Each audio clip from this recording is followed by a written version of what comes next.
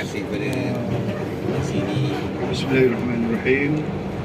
Assalamualaikum warahmatullahi taala wabarakatuh. Waalaikumsalam warahmatullahi. Saya bagi pihak semua rombongan yang ke Aceh pada kali ini merasa amat berpuas hati. Masya-Allah. Pertama dari segi layanan dan Alhamdulillah. pemandu pelancong kita, Masya-Allah.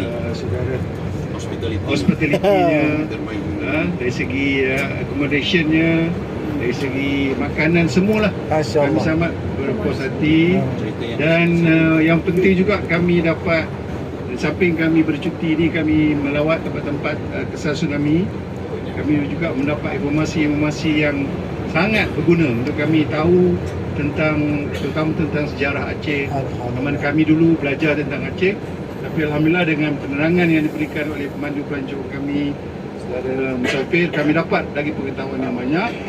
Dan mudah-mudahan ini bukan kali yang terakhir.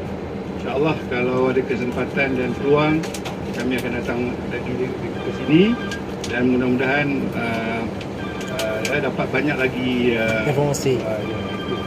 Jadi saya ucapkan terima kasih Alhamdulillah. kepada pihak Tabung Haji Travels ni kerana menyediakan kepada kami kesempatan dan peluang yang amat baik. Terima kasih. Baik, terima kasih banyak Bapak. Waalaikumsalam.